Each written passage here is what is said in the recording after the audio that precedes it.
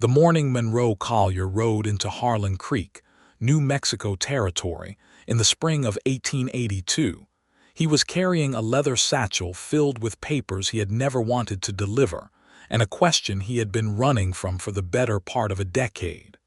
The town itself was not much to look at. A main street of sun-bleached boards and adobe walls, a livery stable that smelled of old hay and older horses, a mercantile with a hand-painted sign that had faded so badly you could barely read it, and a saloon called the Three Crowns that had never, so far as anyone could tell, seen a single crown in its entire existence. The wind came down off the Sangre de Cristo foothills like it was trying to strip the paint off everything, and it very nearly succeeded.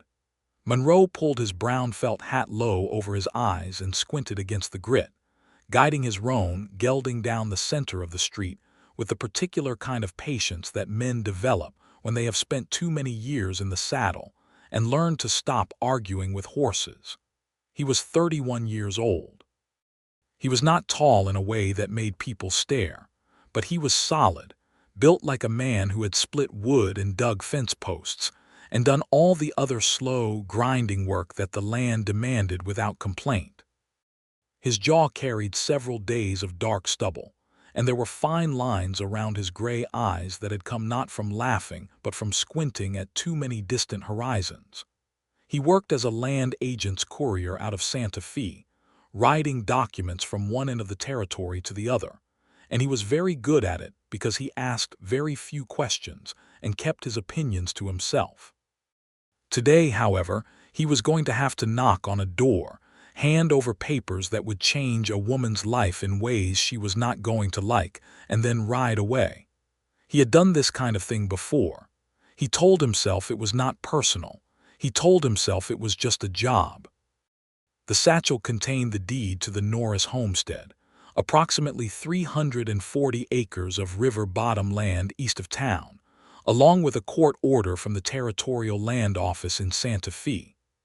Alice Norris, formerly Alice Beaumont of Albuquerque, had inherited the property from her late husband, Thomas Norris, who had died of a fever the previous autumn.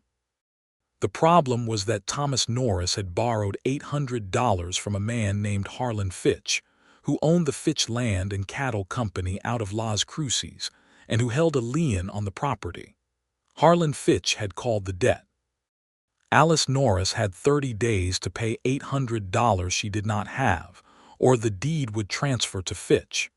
Monroe was delivering the formal notice of that transfer, and the deed itself, as a courtesy so that she would understand exactly what was happening and why.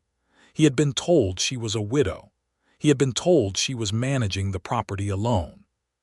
He had not been told anything else about her because his employer, a narrow-shouldered man in Santa Fe named Prescott, did not consider anything else relevant. Monroe found the Norris place 2 miles east of town along a creek that ran brown with spring runoff. It was a good piece of land. He could see that immediately. The creek kept it green along its banks even this early in the year. The cottonwoods were budding out in pale gold green, and the pasture beyond them had the deep, rich color of well-watered grass. Someone had built a solid house of adobe brick with a covered porch along the front, a proper barn of weathered pine planks, and 3 outbuildings including what appeared to be a smokehouse and a small forge. There was a kitchen garden enclosed by a picket fence along the south side of the house, and even at this distance, he could see that someone had turned the soil and planted already. The place had the look of a homestead that had been worked hard and loved harder. He pulled up at the gate and called out in the customary way, letting whoever was inside know he was there before he opened anything, because this was the territory and opening a strange gate without announcing yourself first was a reliable way to get shot.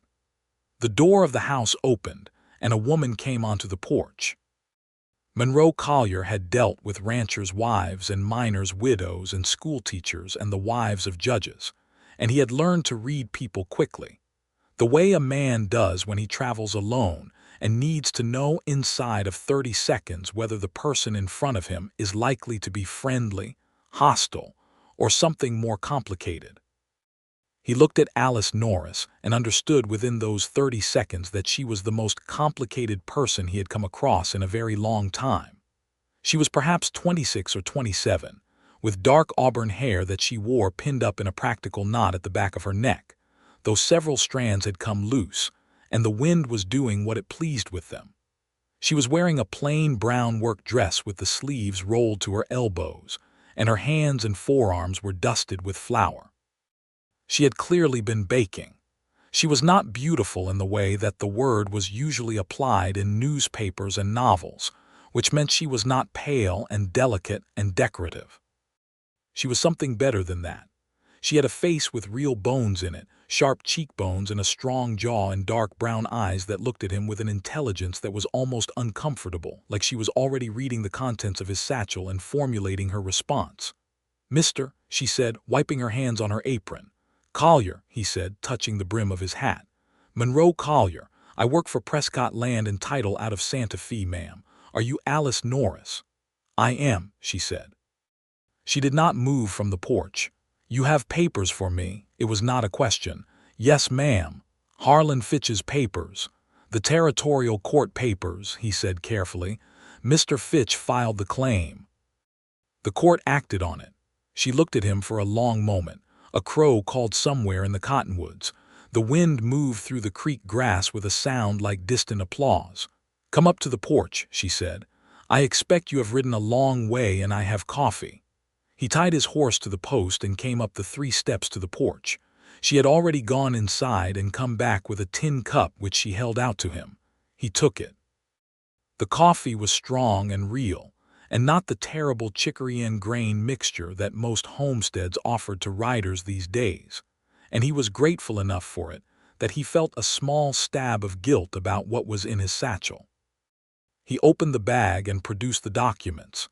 He had learned to do this without ceremony, without apology, because ceremony made it worse and apology was dishonest since he was not the one who had created the situation. He held them out to her. She took them and read them. She read them carefully and completely, which not everyone did, and she did not rush or pretend to understand when she did not. He watched her lips move slightly over the legal language, watched her finger trace a line here and there. When she reached the bottom of the last page, she stood still for a moment, holding the papers, looking out at the pasture and the cottonwoods and the creek beyond. 30 days have already passed," she said. "Yes, ma'am. The papers were filed 6 weeks ago. I was delayed in Albuquerque with another matter. So the deed has already transferred." "Technically, yes, ma'am, as of the 1st of this month." She nodded slowly. She was still looking at the land. He could not read what was behind her eyes, which was unusual for him, and he found it unsettling in a way he could not quite name. "Mr. Collier," she said. "Ma'am." She turned and looked at him directly, and the question in her eyes was already forming before the words came out, and somehow he knew, in the way that certain moments announce themselves before they fully arrive, that this question was going to matter. That it was going to be the kind of question that changed things. "Do you believe," she said, "that a man's word is worth more than his signature?" Monroe Collier stood on the porch of a woman he had met 4 minutes ago and felt the bottom drop out of his carefully maintained certainties. Because the answer to that question was the thing he had been running from for 9 years. Since the day his father had signed a piece of paper that handed over the family's land in Missouri, and then spent the rest of his life insisting he had been cheated, that his word had been given elsewhere first, that signatures could be forged but a man's spoken promise could not. Since the day Monroe had chosen to believe in documents over words and left Missouri with the certain knowledge that he had made the right choice, and had spent every year since then carrying documents from one office to another and trying very hard not to think about whether he actually believed any of it. "That is a complicated question," he said. "I know it is," she said. "That is why I am asking you instead of Mr. Prescott or Mr. Fitch, because they would give me a simple answer and I do not trust simple answers." He looked at her. She looked at him. The coffee in his cup had gone slightly cool. "Before I answer that," he said, "would you tell me why you are asking it?" She sat down in the porch chair and folded her hands in her lap with the papers still in them. "Thomas borrowed that $800 from Harlan Fitch," she said. "But before he signed anything with Fitch, he had a spoken agreement with a man named Caleb Dunn, who runs the Cattlemen's Association in this part of the territory. Caleb Dunn offered to back the loan himself, told Thomas to tell Fitch to go to the devil, and Thomas said yes. He shook Caleb Dunn's hand on it. 2 days later, Caleb Dunn died of a stroke, and Thomas, who needed the money and had no other options he could see, went to Fitch and signed. Thomas felt guilty about it until his own dying day, which I think is part of what killed him. He kept saying that his word had been given to Caleb Dunn first, that the land should never have had Fitch's name on it at all." She paused. "I am not a fool, Mr. Collier. I understand that legally this document is what it is. I am asking you what you believe." Monroe set his coffee cup down on the porch rail. He took his hat off and held it in his hands. The wind moved through his dark hair and the sun was warm on the back of his neck. "I believe," he said slowly, "that a man's word given in earnest and in good conscience matters more than most signatures, and I believe that I have spent a great many years delivering papers that represented exactly the opposite principle, and I have not been comfortable with that for a long time." She studied him.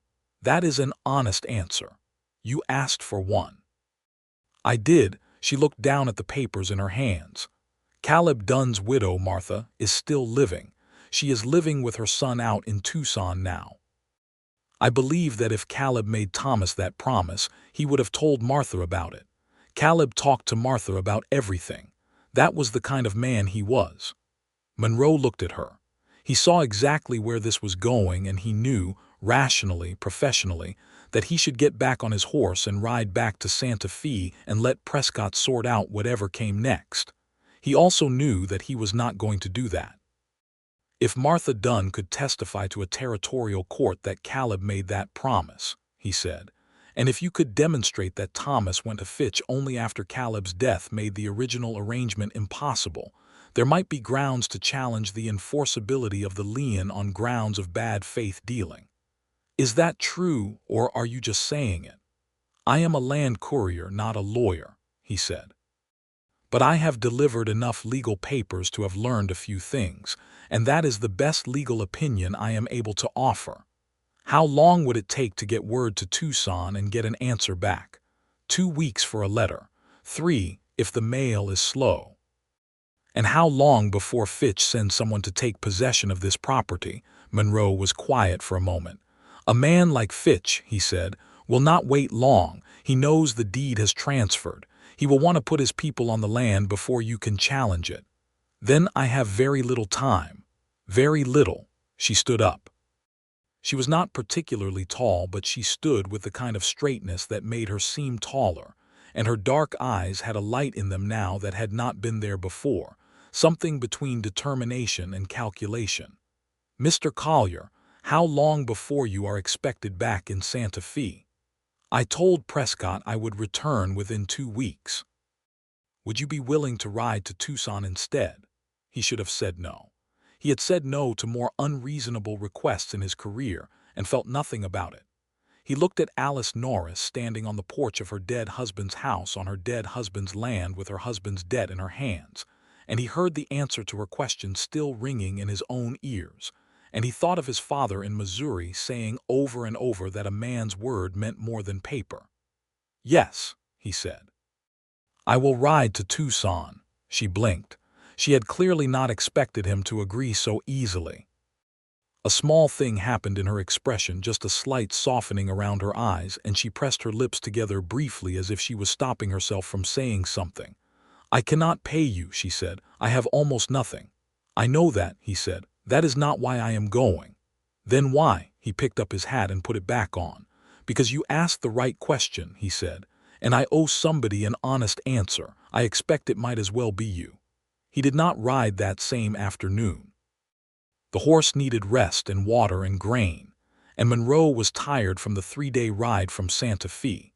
And Alice Norris had the kind of practical good sense to recognize both of these facts and offer him the use of her barn for the night without making it into anything other than what it was.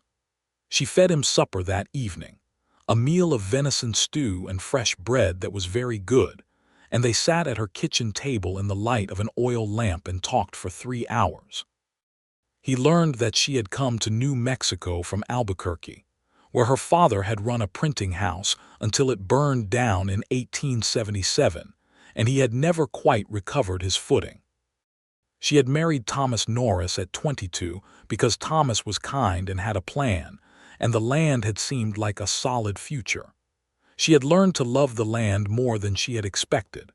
She had learned to love Thomas too, in the steady, quiet way that came from working beside someone through seasons of drought and abundance. She had not been in love with him the way she read about in the books she borrowed from the schoolteacher in town, but she had loved him honestly, and his death had left her not shattered but diminished, the way a fire leaves a room perfectly intact but noticeably colder. Monroe told her something about himself too, more than he usually told strangers. He told her about Missouri, about the land his father had lost, about the path that had led him to carrying other people's land papers across the territory. He did not tell her how guilty he felt about his father, or how the weight of all those documents had begun in the last few years to feel more like a burden than a purpose. He was not ready to say all of that yet. What he noticed, sitting across that kitchen table from her, was that she listened in a particular way that was rare. She was not waiting for him to finish so she could speak. She was actually listening, following his words, thinking about them, and then asking questions that showed she had understood not just what he said but what was underneath it. He had not been listened to like that in a very long time, if ever. He left the next morning before dawn, riding south and west toward Tucson. It was 3 days of hard riding through desert country that was beautiful in the way of things that are trying to kill you. The saguaro rising in the early light like sentinels, the Gila River occasional and silver in the distance, the rocks turning from red to gold to purple as the light changed through the day. He camped 2 nights under open sky, the stars so thick overhead that the darkness between them seemed incidental, and he thought about Alice Norris and the question she had asked, and the answer he had given. He found Martha Dunn at her son's house on the eastern edge of Tucson, a plump woman in her 60s with gray hair and sharp eyes, who received him with the particular suspicion that older women in the territory had learned as a survival skill. He explained who he was and why he had come, carefully and completely, and when he mentioned Caleb Dunn's name her eyes went soft and then sharp again in quick succession. "Sit down," she said. He sat down. She told him that yes, Caleb had mentioned Thomas Norris to her. Yes, Caleb had made Thomas a promise about the loan. Yes, she would swear to it before any court in the territory because Caleb Dunn's word had been his life's work, and she was not going to let Harlan Fitch of all people profit from Caleb's death by pretending that promise had never existed.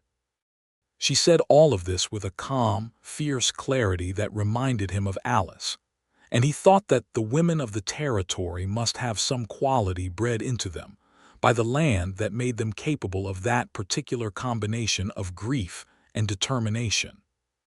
He stayed 1 night in Tucson, wrote out a full affidavit for Martha Dunn that she signed before 2 witnesses at the local courthouse, and rode back north with the document folded carefully in his satchel beside the deed that had started all of this. He arrived back at the Norris homestead on a Thursday afternoon, dusty and tired, and aware that he was genuinely glad to be arriving somewhere for perhaps the first time in years.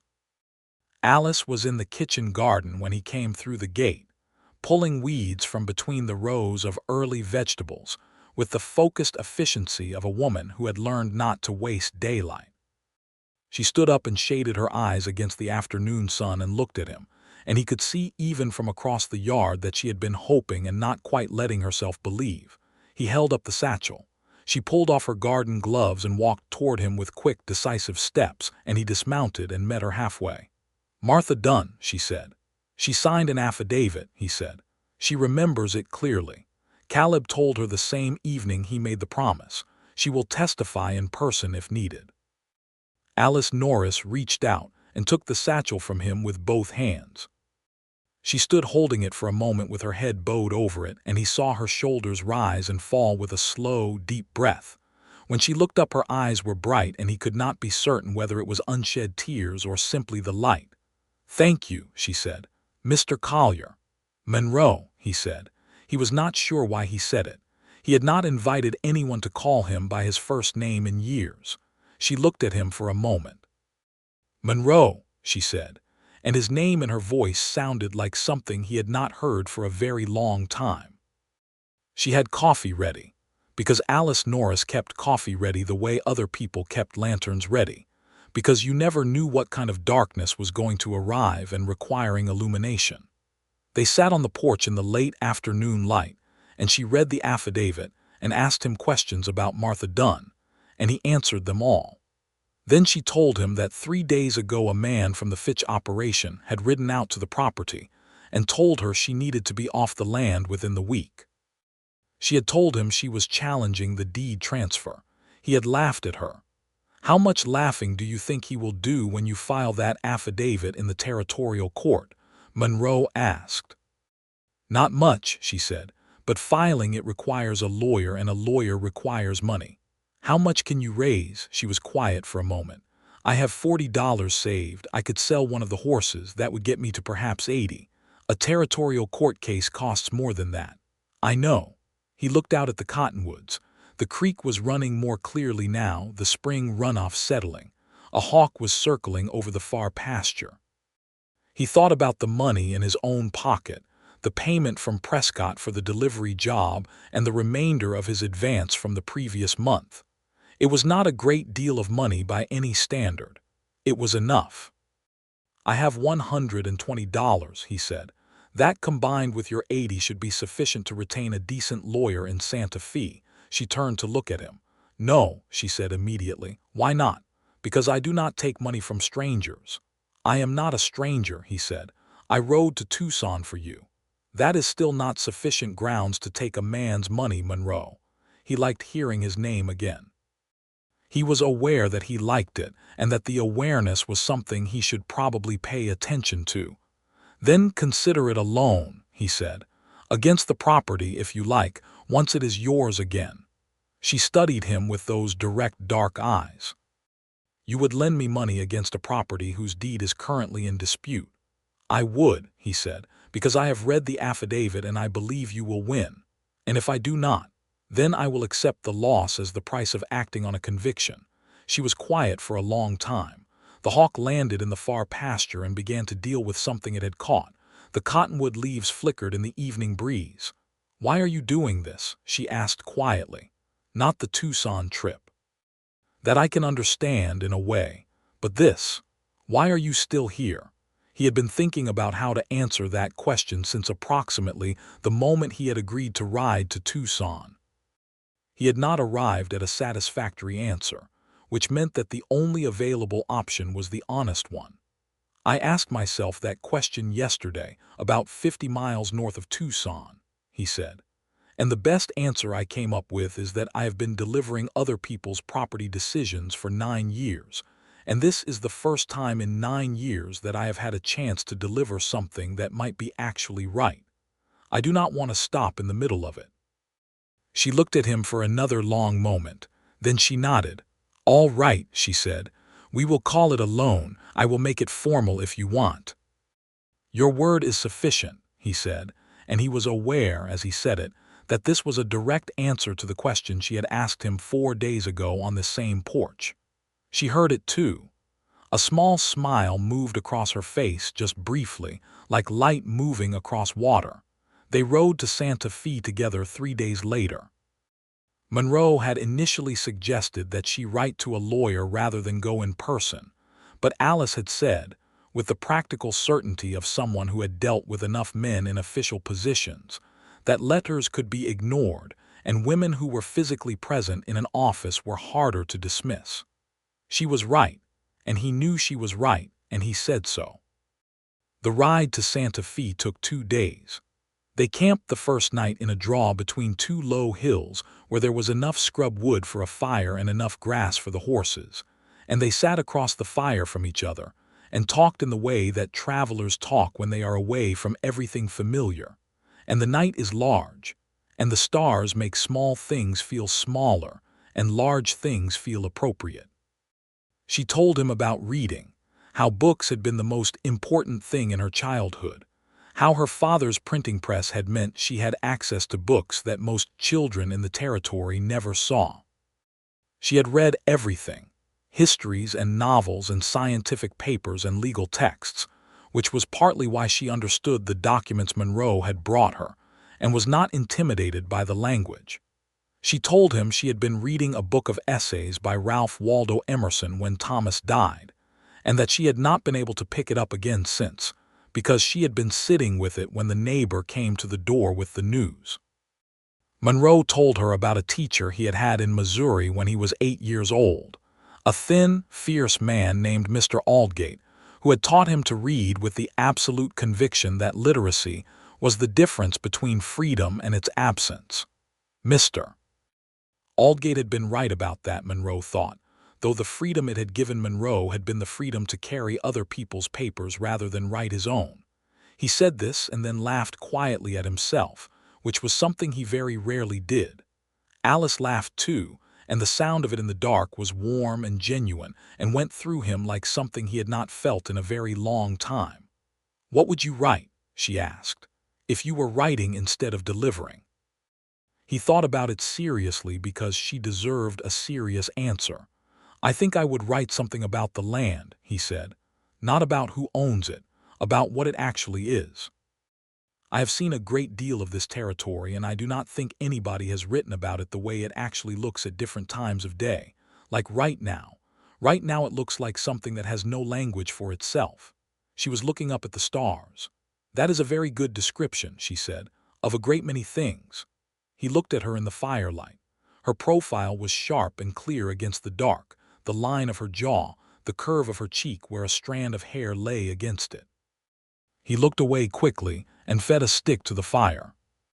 They reached Santa Fe on the afternoon of the second day and went directly to the offices of a lawyer named Thomas Vega, who had been recommended by a judge Monroe knew from his courier work. Vega was a compact, serious man in his 40s who wore his Mexican heritage and his legal education with equal pride, and who read the affidavit 3 times without speaking. When he finally looked up, he said, "This is solid ground. Not certain, but solid." "What are the chances?" Alice asked. 60, maybe 65%. Harlan Fitch has a great deal of influence in this territory. I will not lie to you about that. But this affidavit from Martha Dunn is the kind of evidence that territorial courts are supposed to take seriously, and I believe Judge Hartley in the circuit court does actually take it seriously, which is not something you can say about all judges. He named a fee that was slightly more than their combined funds. Monroe and Alice exchanged a glance. "We can get the rest," Monroe said. "How?" Alice asked in a low voice. "Prescott owes me back pay," Monroe said. "I will collect it." He went to Prescott's office that afternoon while Alice stayed with a woman she knew slightly from her Albuquerque days, who kept a boarding house near the plaza.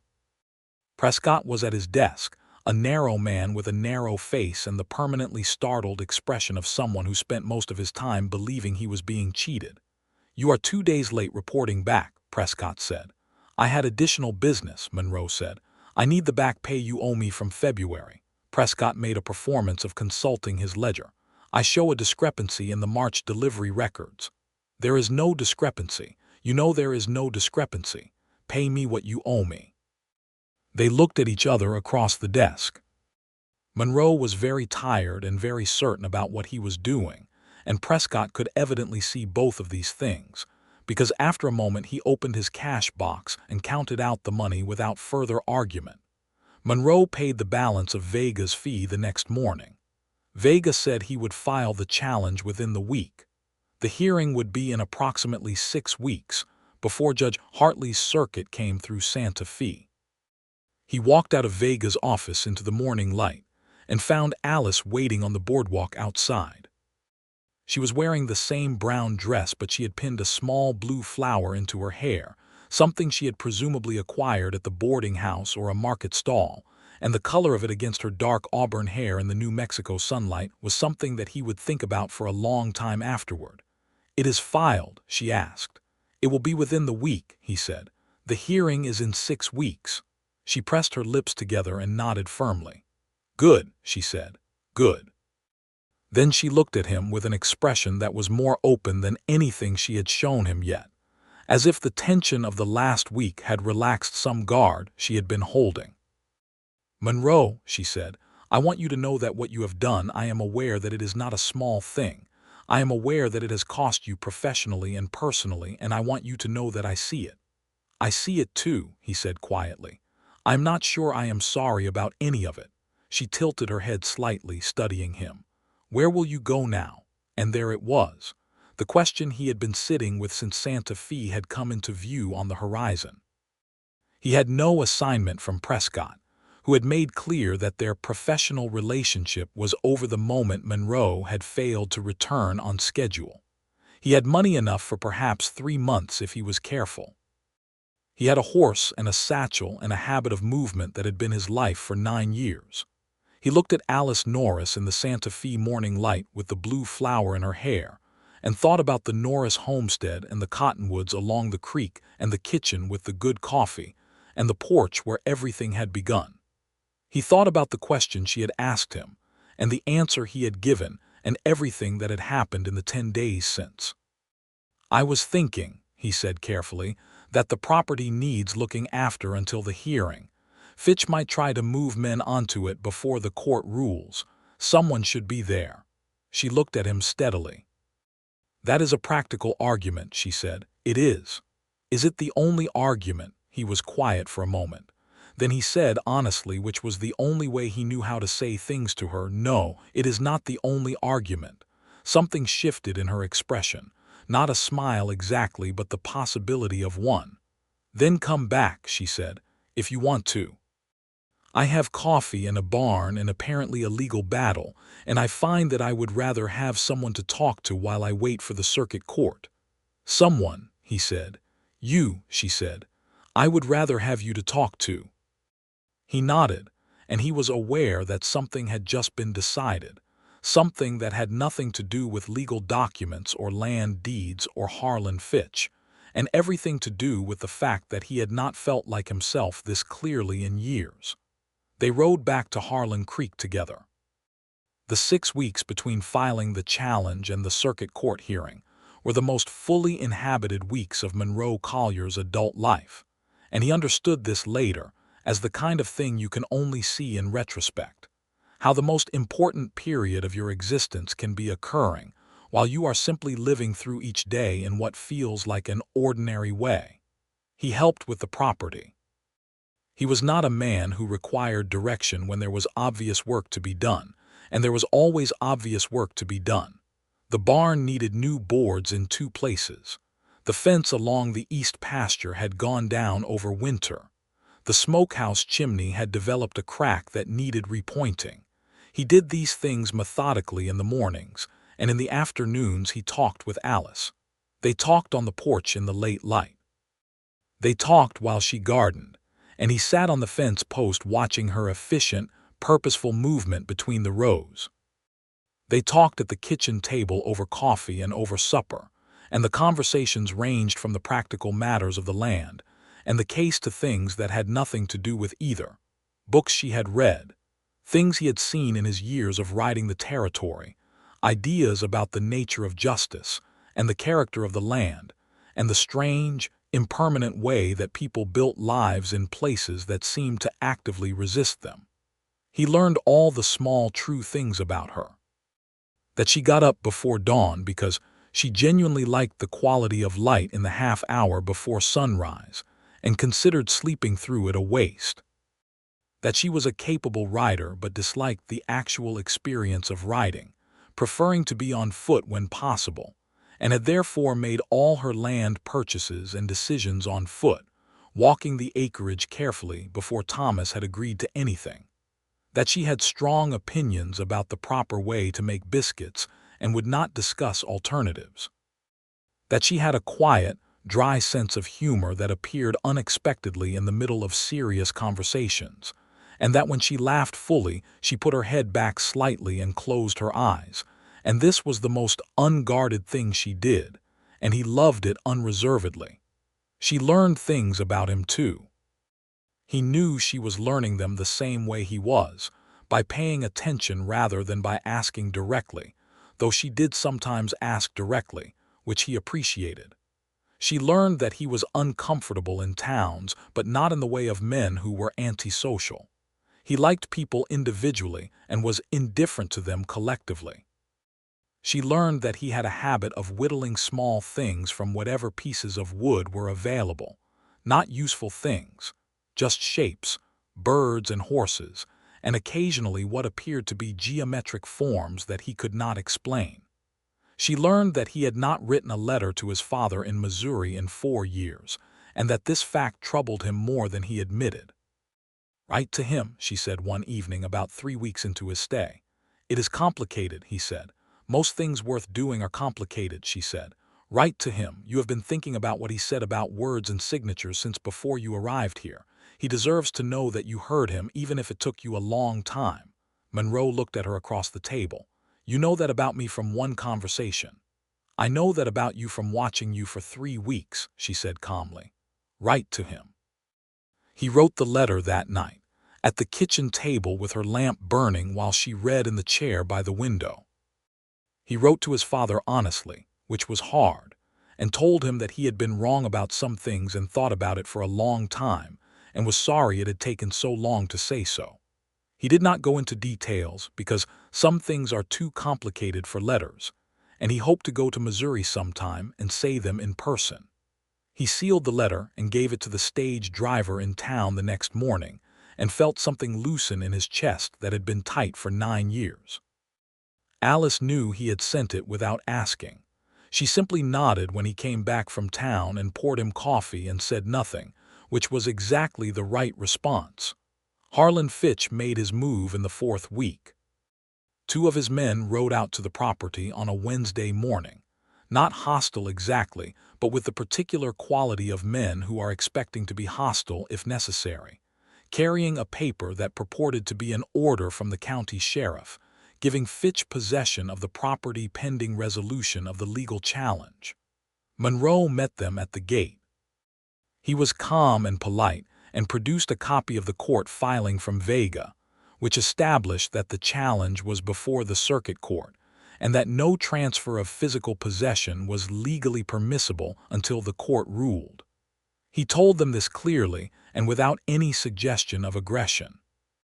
The larger of the 2 men looked at the paper and looked at Monroe and looked at the paper again. "Fitch is not going to like this," he said. "Fitch is free to take it up with the territorial court," Monroe said pleasantly. "In the meantime, this property remains in the possession of Alice Norris until Judge Hartley rules otherwise, and I will be here to see to it." The men rode away.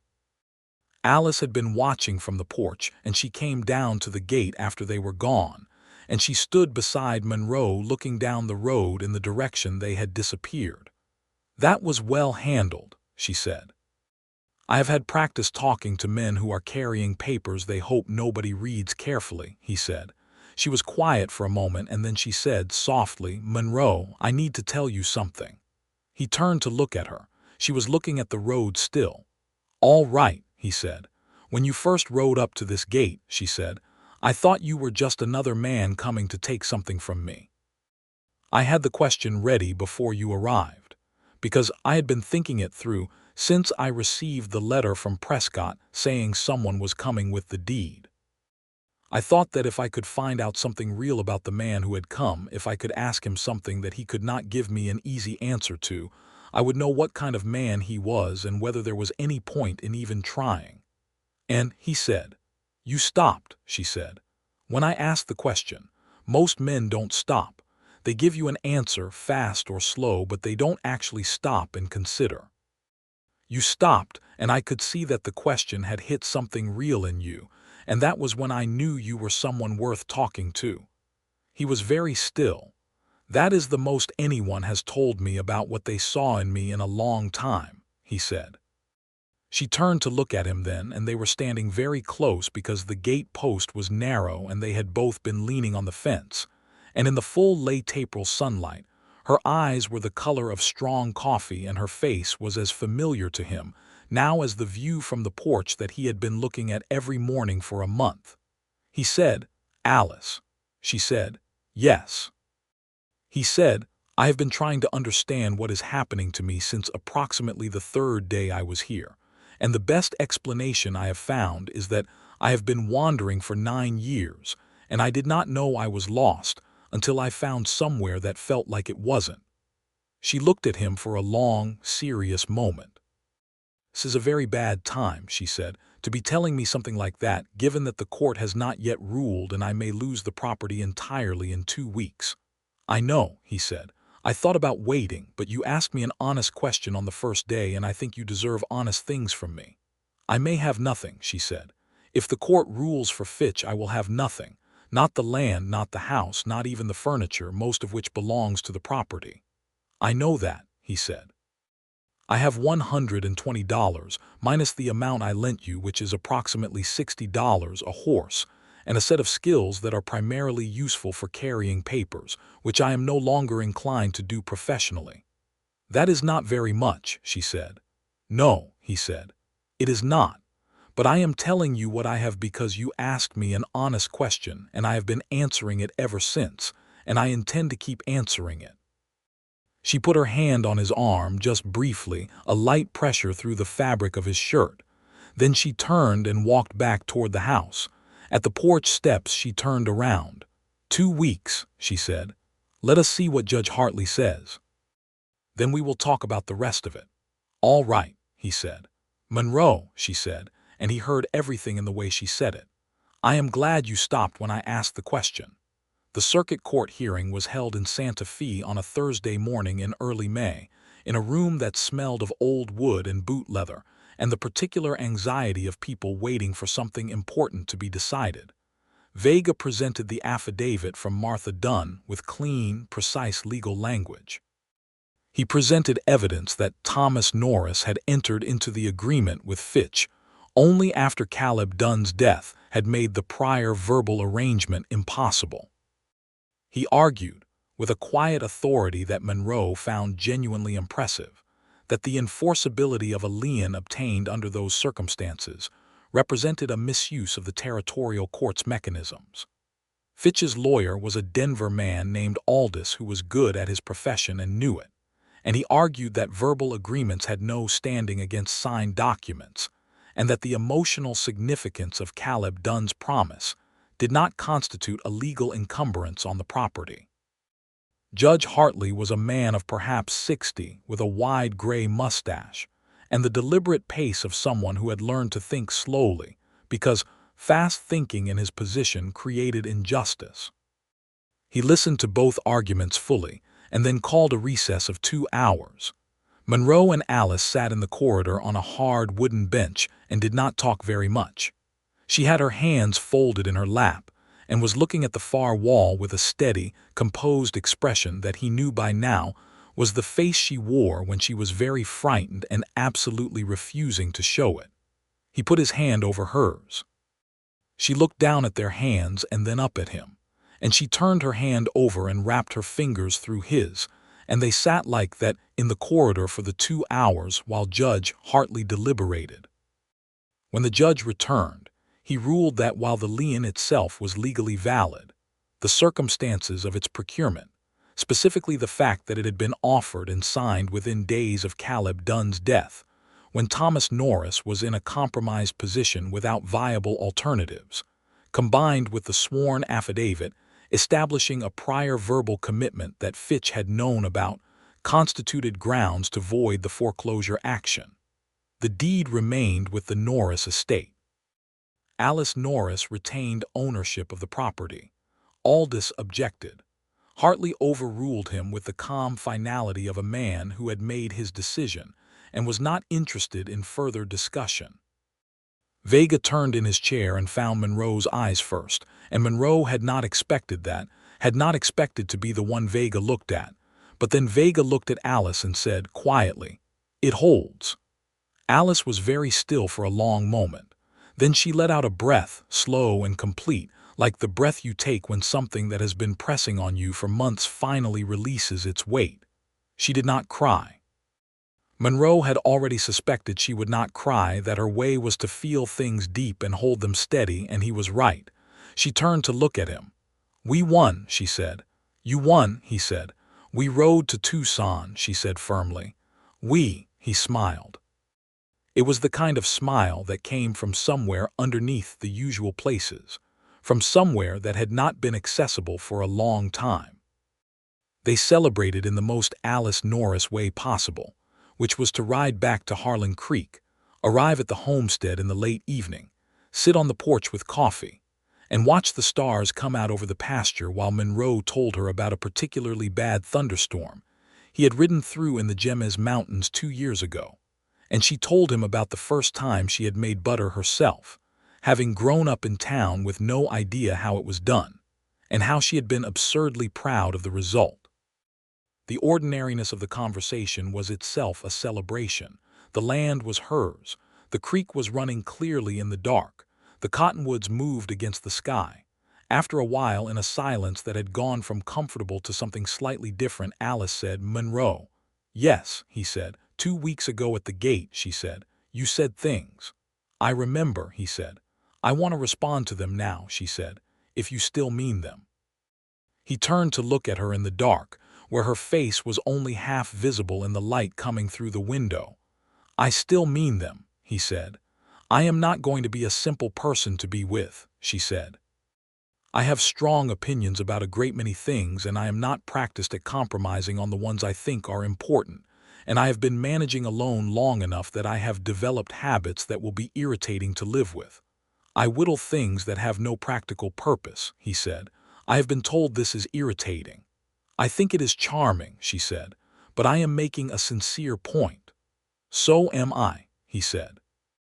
"I am saying that I am not a simple person to be with either, and that I think we are well matched in that specific way."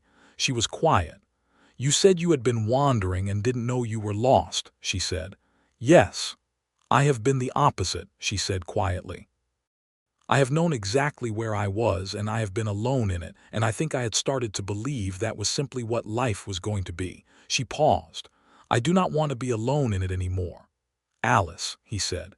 "Yes," she said. "I am not going anywhere," he said, "unless you need me to go to Tucson again, in which case I will go to Tucson and come back." She laughed, and he heard it in the dark, full and warm, with her head tilting back. And he reached across the space between their chairs, and she was already reaching toward him, and their hands found each other in the familiar way that they had been learning for weeks. And this time neither of them let go. They sat on the porch together as the stars wheeled overhead, and the creek moved through the darkness, and the horses stood quiet in the barn.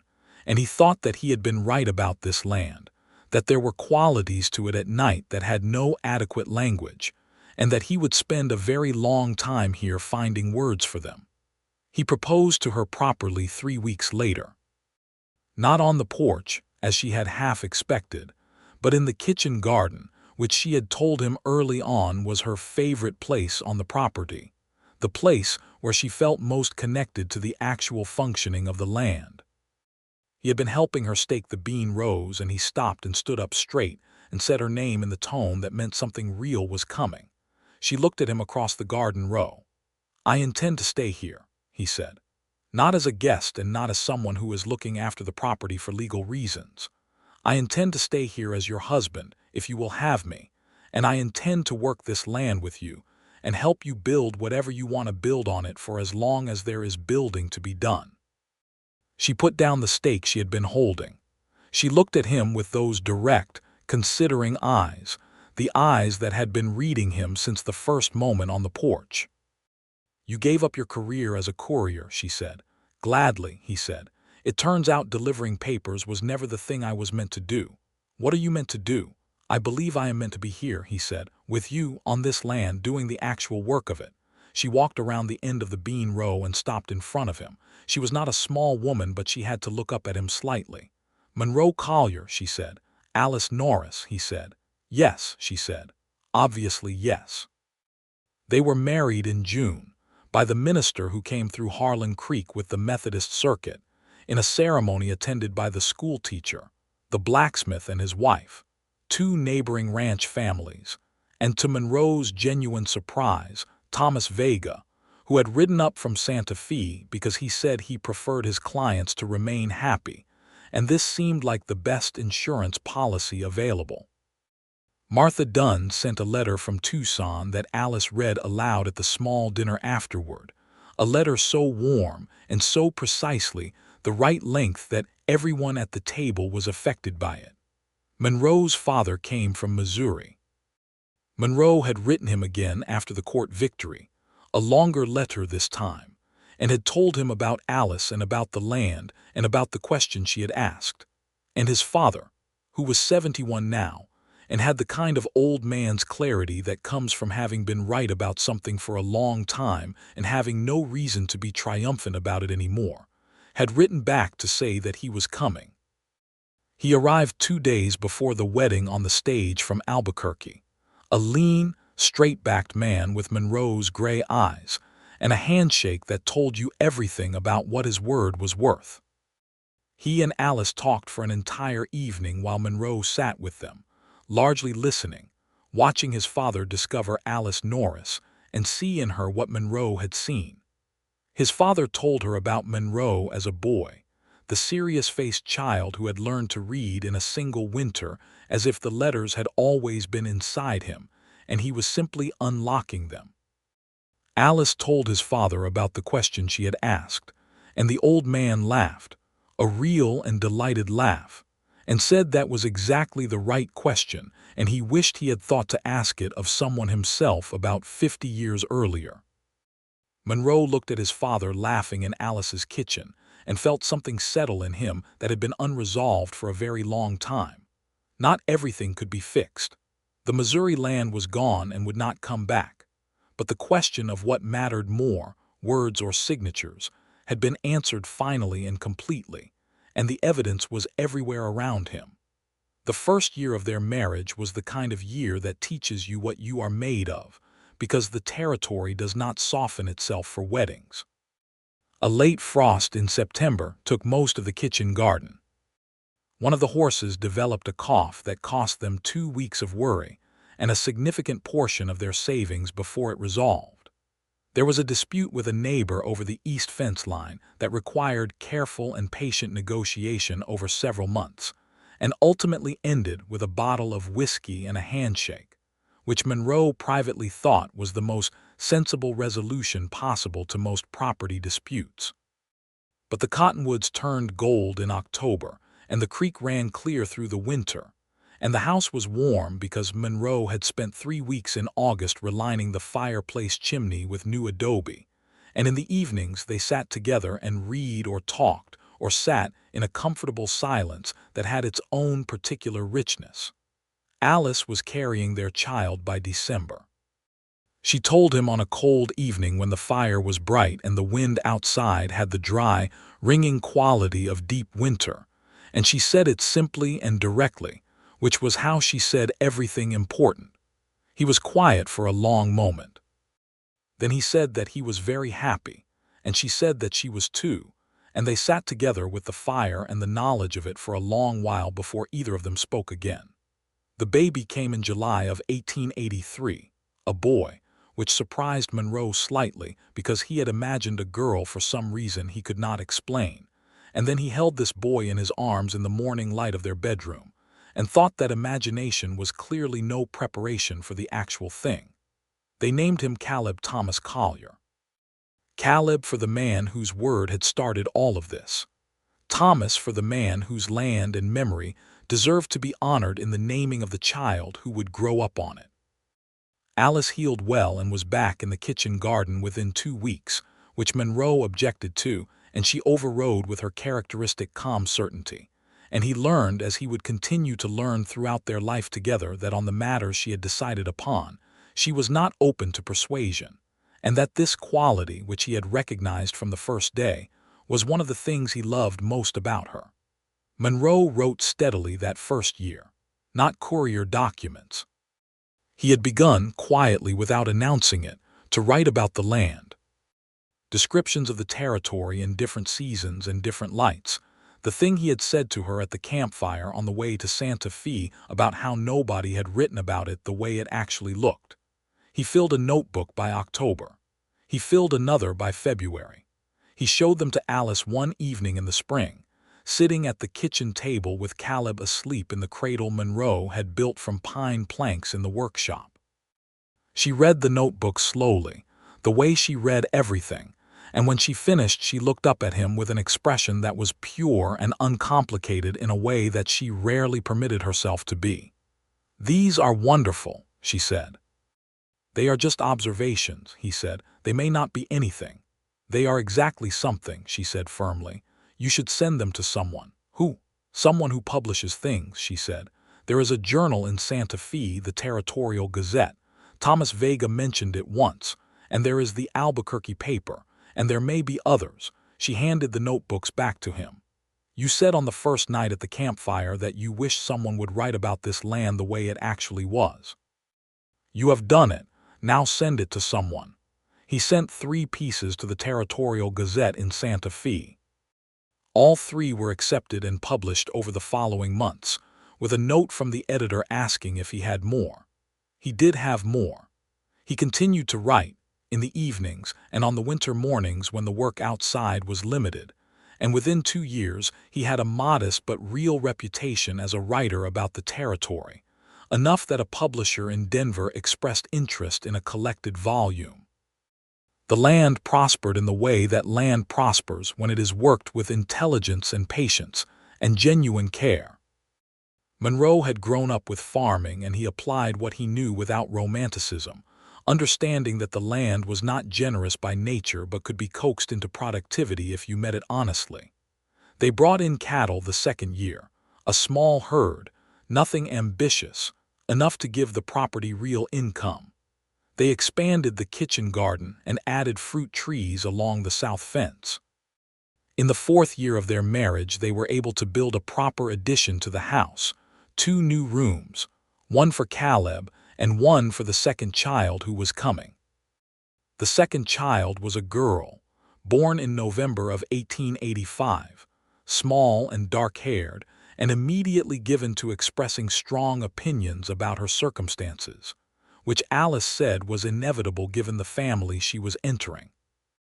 They named her Ruth, which had been Alice's grandmother's name, and Monroe held her in the doorway of the new room that had been built for her, and thought about everything that had happened since he had ridden up to this gate on a March morning in 1882 carrying papers he had never wanted to deliver. He thought about Alice asking him the question. He thought about his own answer, the long, complicated answer that had begun with one honest sentence on a porch, and continued in courtrooms and kitchens and kitchen gardens and campfires and notebooks, and this exact doorway. He thought about the fact that the answer was not finished, that it would not be finished, that it was the kind of answer that grew longer and truer the more life you added to it. Caleb came to stand beside him, 3 years old and already resembling his grandfather from Missouri in a way that Monroe intended to point out in his next letter, and the boy looked at the baby and said, with the solemn certainty of a child who has considered the situation fully, that she was very small. "She will not always be small," Monroe said. "Will she be big like Mama?" "Bigger, probably," Monroe said. "Norris women tend to run large on personality." From the bed, Alice said, in a voice that was tired and entirely content, "I heard that." "I intended you to," he said. She laughed. He heard it even from the doorway, full and warm, head tilting back. The winter of 1885 was severe, the hardest winter the territory had seen in a decade, and they came through it by the combined application of careful preparation and stubborn will. The 2 qualities that Monroe had decided were the fundamental requirements of life in the New Mexico territory. The cattle herd lost 3 animals to the cold, but survived otherwise. The fruit trees were protected by the straw they had banked around the roots in October. The house held against the wind because Monroe had spent 2 autumns tightening every joint and seam. They emerged into the spring of 1886 intact and moderately prosperous, which in the territory was a species of triumph. Monroe's father died in the spring of 1886 in Missouri peacefully, in the house where Monroe had grown up. The letter came in April, written by his father's neighbor. Monroe sat with it at the kitchen table for a long time. Alice sat across from him and did not speak because she understood that there are things that need silence before they need words. He had written his father every 2 months for 4 years. His father had written back every 2 months, letters about the weather and the community and the slow aging of familiar things. They had not resolved everything between them. Some things could not be resolved by letters, or perhaps could not be resolved at all. But Monroe had sent the first letter, and his father had responded, and they had been in each other's lives for those 4 years in a way they had not been for the 9 years before, and this was something. He told Alice later that evening that he was grateful she had told him to write. She said that she had not told him to write so that he would feel grateful. She had told him to write because she could see it was the right thing and he needed someone to say it out loud. "That is the same thing," he said. "It is not quite," she said, "but I will allow the gratitude anyway." He reached across the table and took her hand. Caleb was asleep. Ruth was asleep. The house was quiet around them. Outside, the spring night was soft, and the cottonwoods along the creek were in full leaf. And somewhere in the dark the creek was moving over its stones with the sound it made that he had tried, in notebook after notebook, to describe accurately, and had never quite succeeded at, which seemed right. Some things resisted being written down. Some things insisted on being experienced directly, in the specific place and the specific time, with the specific people who made them what they were. He looked at Alice across the table in the lamplight. She was 31 now, the age he had been when he rode through the gate. The years had added some lines to her face and nothing that diminished her. She had the look of someone who had chosen her life and made it good by the application of herself, and this was not a common thing and he never stopped noticing it. "Alice," he said. "Yes," she said. "I want to tell you something." "All right," she said, in the tone she used when she was paying full attention. "I have been thinking," he said, "about the fact that I came here to deliver a deed that was going to take your land from you, and instead I find myself sitting in your kitchen with your children asleep in the next rooms and 4 years of good work behind us, and what appears to be a great many more years of the same ahead. And I want to say that I am aware of the distance between those 2 things, and I am grateful for every mile of it." She looked at him for a long moment with those dark eyes that had been reading him since the first day. "Monroe," she said. "Yes. You came to deliver a deed," she said, "and you stayed because I asked you a question." "Yes," he said. "And do you know the answer yet?" she asked. "After 4 years, to the question about whether a man's word is worth more than his signature." He thought about it the way he had thought about it that first day on the porch, with the same seriousness she had always deserved from him. "Yes," he said, "I know the answer." "Tell me," she said. "A man's word is worth what he makes it worth," he said. "A signature is only as honest as the man who signs it. The document matters less than the character behind it, and the character is proved by what you do when you have a choice between the convenient thing and the right thing." He paused. Martha Dunn's affidavit was worth more than Fitch's lien because it represented actual truth. Caleb Dunn's word was worth the promise he made because he was the kind of man who meant what he said. Your husband's guilt about what he had done was itself a form of honesty, even if he felt he could not act on it. "And your word," she said softly. "My word," he said, "is everything I have tried to be in the 4 years since I said I would ride to Tucson, everything I intend to continue being." She was quiet for a moment, then she said, "That is a very good answer." "It took me long enough," he said. "The best answers usually do," she said. They sat together in the kitchen as the lamp burned low, and the spring night moved around the house, and the creek sounded its particular, unwritable sound, and Monroe Collier, who had arrived at this gate as a man passing through, understood with the completeness of someone who has finally arrived somewhere real that he was not passing through anymore. The volume of territory writing was published by the Denver Press in 1887, dedicated to Alice and to the land along the creek east of Harlan Creek. It was reviewed in 2 newspapers and praised for what the Albuquerque paper called an honest eye and an unhurried hand, and Monroe sent his father's neighbor a copy for the neighbor's children, because that seemed like the right thing to do. The money from the publication was modest but was enough, combined with a good cattle year, to finally put a proper roof of red Spanish tile on the house, replacing the older adobe roof that had leaked in 2 places for as long as Alice had lived there. She had wanted a proper roof since she arrived and had never complained about the leaking, which Monroe had always known and quietly respected. The tile roof was finished in the fall of 1887. On the first night of rain after it was completed, Monroe and Alice stood in the kitchen and listened to the rain on the tile, which sounded entirely different from rain on the old roof, cleaner and more certain, and Alice said that she had waited 7 years to hear that sound, and it was worth every year of waiting. He put his arm around her in the kitchen, and she leaned into him, and they listened to the rain.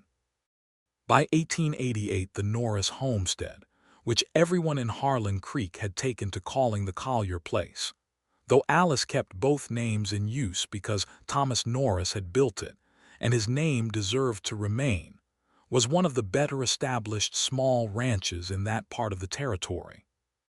They were not wealthy in any way that the word usually suggested, but they were comfortable, which in the territory was a finer thing than it sounded, because comfort there was earned and maintained by continuous effort, and the kind of attention that cannot be faked or shortcut. Caleb was 5 and beginning to read with the ferocity of a child who has discovered that books are a door and is now interested in all doors. Ruth was 3 and had developed a relationship with the horses that was already more sophisticated than many adults managed, a quiet, confident authority over the animals that the blacksmith's wife said was a gift and Alice said was simply paying attention. Monroe took Caleb to Santa Fe in the spring of that year on a supply run, just the 2 of them, the first time Monroe had made that journey without Alice since the trial. He rode the same road he had ridden 6 years ago, bringing Alice to fight for her land, and he looked at the hills and the desert and the blue-rimmed distance, and thought about how entirely different the world looked when you were riding towards something instead of passing through it. In Santa Fe, he took Caleb to the office of Thomas Vega, who had become a friend and occasional legal advisor on the small matters that always arose around property in the territory. Vega looked at the boy and said he had his father's eyes and his mother's expression, which Monroe said was probably the most accurate summary of his son anyone had managed. Vega asked how Alice was, and Monroe told him she was well and already planning to expand the cattle herd in the fall, and Vega nodded and said that he would not bet against Alice Norris Collier in any enterprise she set her mind to, and Monroe said that he had learned this early and had no intention of forgetting it. In the evenings after supper, when the children were in their beds and the house was quiet, Monroe and Alice had developed a habit of sitting on the porch regardless of the season, bundled against the cold in winter, bare-armed in the summer heat. They talked or did not talk, read or did not read, and occasionally Monroe whittled and Alice sewed the practical things that a working household always required, and the creek sounded in the dark beyond the cottonwoods.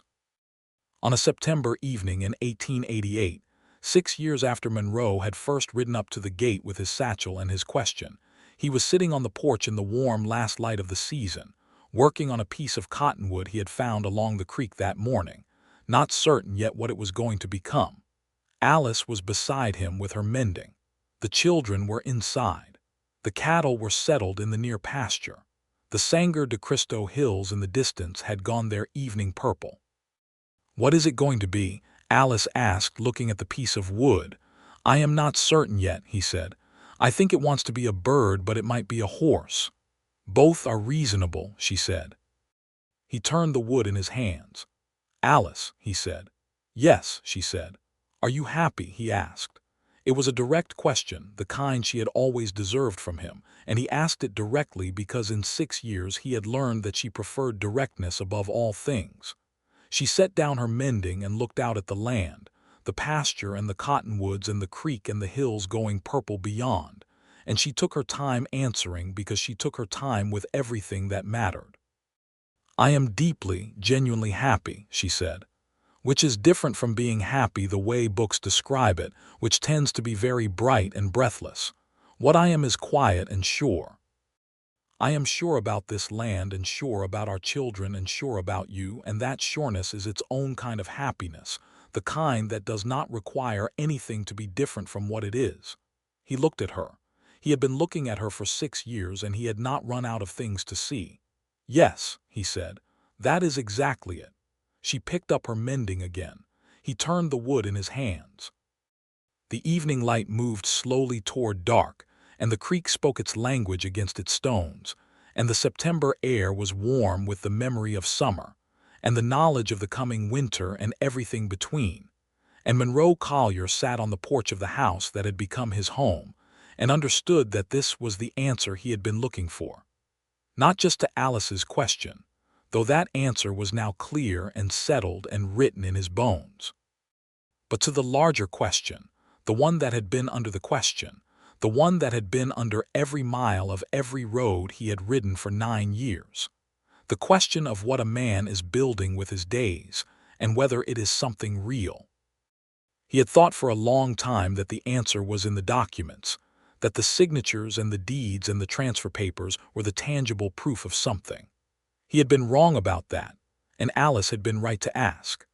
The tangible proof was the creek and the cottonwoods and the tile roof and the children asleep inside, and the woman beside him with the mending in her hands, and the years of honest work and honest talk, and the long, good quiet of an evening that belonged to them. His word, given 9 years ago in the form of a decision to ride to Tucson for a woman he had known 4 days, had been worth more than anything he had ever signed. And he had kept it every day since, not because it was easy, but because it was what he had said he would do. The wood in his hands was becoming a bird. He could feel that now, the shape clarifying as he worked. He would finish it tonight and leave it on the kitchen table for Ruth to find in the morning, because she had a particular affection for birds, the way she watched the hawks over the pasture with the same quiet authority she brought to the horses. She would look at it carefully and then carry it with her all day in her small, serious hand. And this was the kind of thing that you could not sign and deliver, and that no court could transfer from one person to another. Alice looked over at the carving. A bird, she said. A bird, he confirmed. Good, she said. Ruth will like that. I thought so too, he said. The stars were beginning. First one and then several and then the whole wide territory of them overhead, the same stars he had slept under on the ride to Tucson 6 years ago thinking about the question she had asked. He looked up at them. Monroe, Alice said. Yes, he said. Thank you, she said, for stopping when I asked the question. He lowered his eyes from the stars to her face, the beloved and familiar face that he had been reading for 6 years and still found new things in, the sharp bones and the dark eyes and the strand of hair that had escaped her pin again in the evening breeze, and he said the thing that was most true. Thank you, he said, for asking it. She smiled, the full smile that he loved best, and reached over and briefly squeezed his hand, and then returned to her mending, and he returned to the bird, and the creek ran on in the dark, and the cottonwoods breathed the September night and the land that was theirs, earned by words and work and the long faithful keeping of promises, lay all around them in every direction, quiet and sure and good.